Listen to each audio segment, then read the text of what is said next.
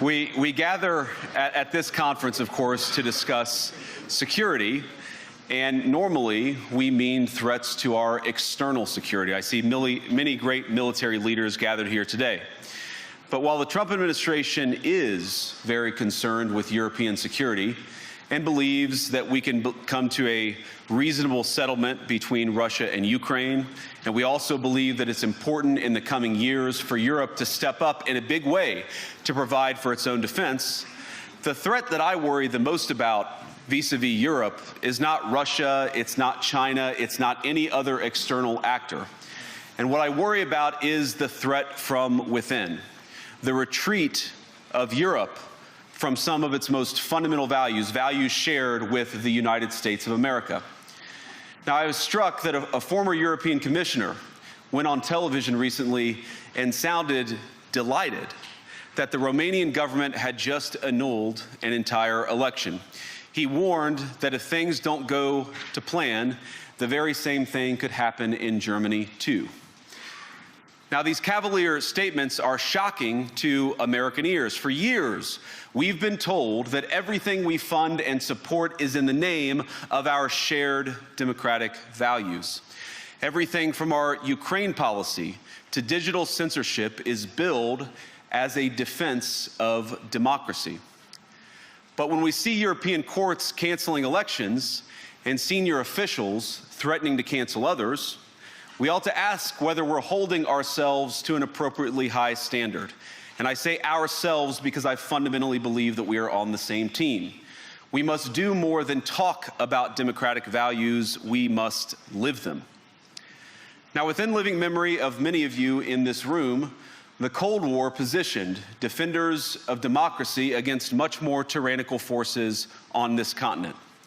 And consider the side in that fight that censored dissidents, that closed churches, that canceled elections. Were they the good guys? Certainly not. And thank God they lost the Cold War. They lost because they neither valued nor respected all of the extraordinary blessings of liberty.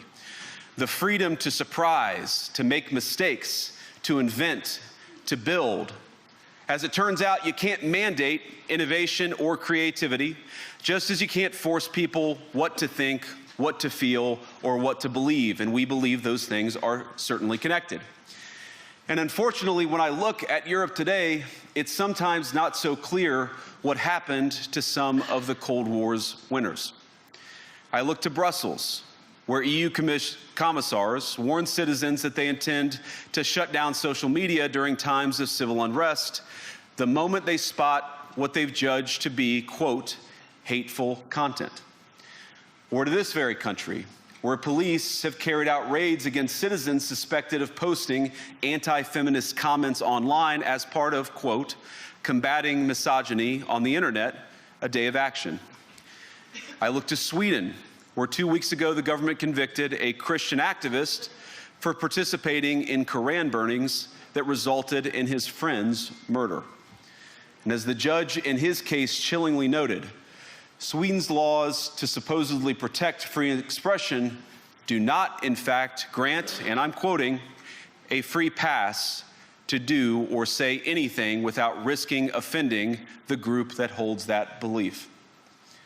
And perhaps most concerningly, I look to our very dear friends, the United Kingdom, where the backslide away from conscience rights has placed the basic liberties of religious Britons in particular in the crosshairs. A little over 2 years ago, the British government charged Adam Smith Connor, a 51-year-old physiotherapist and an Army veteran, with the heinous crime of standing 50 meters from an abortion clinic and silently praying for 3 minutes. Not obstructing anyone, not interacting with anyone, just silently praying on his own. And after British law enforcement spotted him and demanded to know what he was praying for, Adam replied simply, it was on behalf of the unborn son he and his former girlfriend had aborted years before. Now, the officers were not moved. Adam was found guilty of breaking the government's new buffer zones law, which criminalizes silent prayer and other actions that could influence a person's decision within 200 meters of an abortion facility. He was sentenced to pay thousands of pounds in legal costs to the prosecution. Now, I wish I could say that this was a fluke, a one-off crazy example of a badly written law being enacted against a single person. But no, this last October, just a few months ago, the Scottish government began distributing letters to citizens whose houses lay within so-called safe access zones, warning them that even private prayer within their own homes may amount to breaking the law. Naturally, the government urged readers to report any fellow citizens suspected guilty of thought crime. In Britain and across Europe, free speech, I fear, is in retreat. And in the interest of comedy, my friends, but also in the interest of truth, I will admit that sometimes the loudest voices for censorship have come not from within Europe, but from within my own country, where the prior administration threatened and bullied social media companies to censor so-called misinformation. Misinformation like, for example, the idea that coronavirus had likely leaked from a laboratory in China. Our own government encouraged private companies to silence people who dared to utter what turned out to be an obvious truth. So I come here today not just with an observation, but with an offer. And just as the Biden administration seemed desperate to silence people for speaking their minds, so the Trump administration will do precisely the opposite, and I hope that we can work together on that. In Washington, there is a new sheriff in town, and under Donald Trump's leadership, we may disagree with your views, but we will fight to defend your right to offer it in the public square, agree or disagree.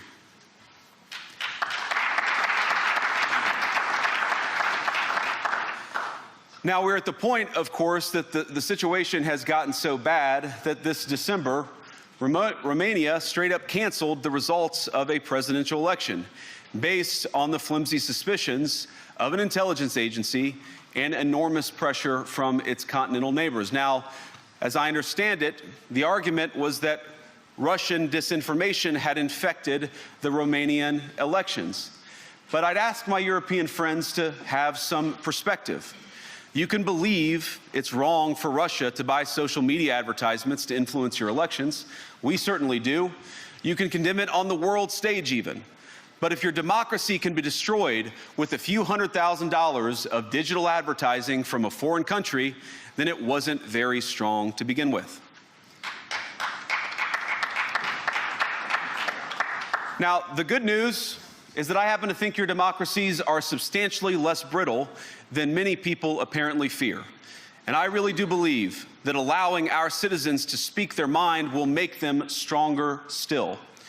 Which, of course, brings us back to Munich, where the organizers of this very conference have banned lawmakers representing populist parties on both the left and the right from participating in these conversations.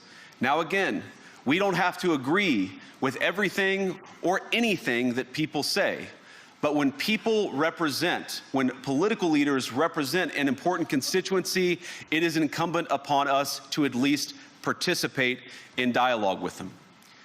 Now, to many of us on the other side of the Atlantic, it looks more and more like old entrenched interests hiding behind ugly Soviet-era words like misinformation and disinformation, who simply don't like the idea that somebody with an alternative viewpoint might express a different opinion or, God forbid, vote a different way or, even worse, win an election.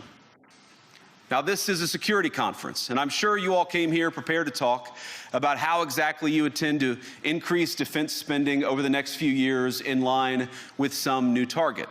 And that's great, because as President Trump has made abundantly clear, he believes that our European friends must play a bigger role in the future of this continent.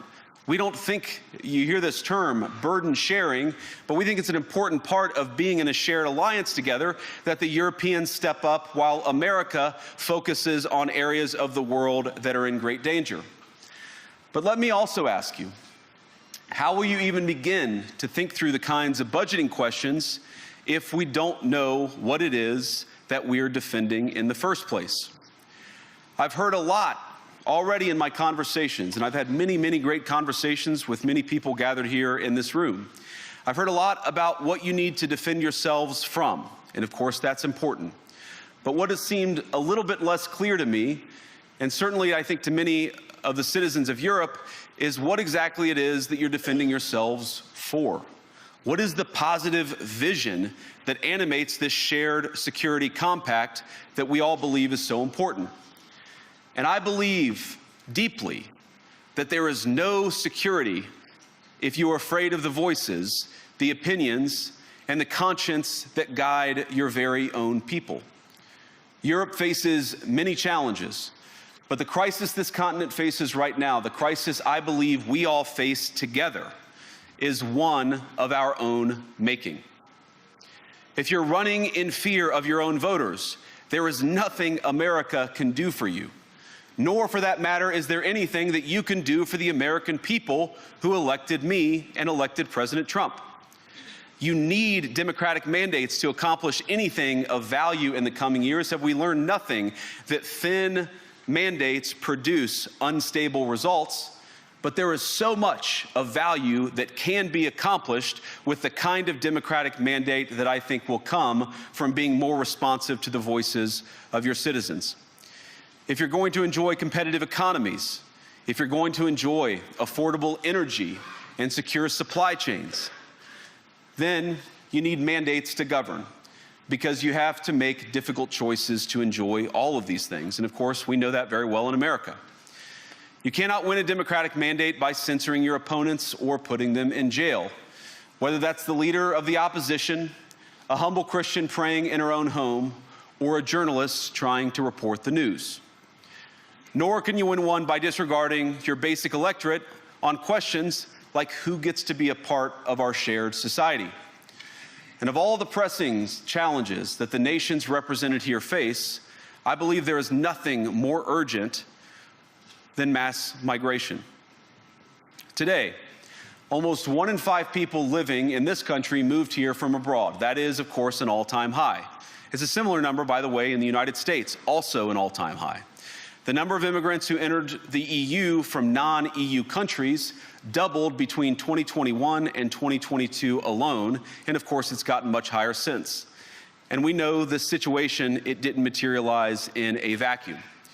It's the result of a series of conscious decisions made by politicians all over the continent and others across the world over the span of a decade. We saw the horrors wrought by these decisions yesterday in this very city. And of course, I can't bring it up again without thinking about the terrible victims who had a beautiful winter day in Munich ruined. Our thoughts and prayers are with them and will remain with them. But why did this happen in the first place? It's a terrible story, but it's one we've heard way too many times in Europe and unfortunately too many times in the United States as well. An asylum seeker, often a young man in his mid-20s, already known to police, rams a car into a crowd and shatters a community. How many times must we suffer these appalling setbacks before we change course and take our shared civilization in a new direction? No voter on this continent went to the ballot box to open the floodgates to millions of unvetted immigrants. But you know what they did vote for? In England, they voted for Brexit, and agree or disagree, they voted for it. And more all over Europe, they're voting for political leaders who promise to put an end to out-of-control migration. Now, I happen to agree with a lot of these concerns, but you don't have to agree with me. I just think that people care about their homes, they care about their dreams, they care about their safety and their capacity to provide for themselves and their children. And they're smart. I think this is one of the most important things I've learned in my brief time in politics. Contrary to what you might hear a couple mountains over in Davos, the citizens of all of our nations don't generally think of themselves as educated animals or as interchangeable cogs of a global economy. And it's hardly surprising that they don't want to be shuffled about or relentlessly ignored by their leaders. And it is the business of democracy to adjudicate these big questions at the ballot box. I believe that dismissing people, dismissing their concerns, or worse yet, shutting down media, shutting down elections, or shutting people out of the political process protects nothing. In fact, it is the most surefire way to destroy democracy. And speaking up and expressing opinions isn't election interference. Even when people express views outside your own country, and even when those people are very influential. And trust me, I say this with all humor, if American democracy can survive 10 years of Greta Thunberg scolding, you guys can survive a few months of Elon Musk. But what no democracy, American, German, or European, will survive is telling millions of voters that their thoughts and concerns, their aspirations, their pleas for relief are invalid or unworthy of even being considered. Democracy rests on the sacred principle that the voice of the people matters. There's no room for firewalls. You either uphold the principle or you don't. Europeans, the people, have a voice. European leaders have a choice. And my strong belief is that we do not need to be afraid of the future. You can embrace what your people tell you, even when it's surprising, even when you don't agree. And if you do so, you can face the future with certainty and with confidence, knowing that the nation stands behind each of you. And that, to me, is the great magic of democracy. It's not in these stone buildings or beautiful hotels. It's not even in the great institutions that we have built together as a shared society. To believe in democracy is to understand that each of our citizens has wisdom and has a voice. And if we refuse to listen to that voice, even our most successful fights will secure very little. As Pope John Paul II, in my view, one of the most extraordinary champions of democracy on this continent or any other, once said, "Do not be afraid." We shouldn't be afraid of our people, even when they express views that disagree with their leadership. Thank you all. Good luck to all of you. God bless you.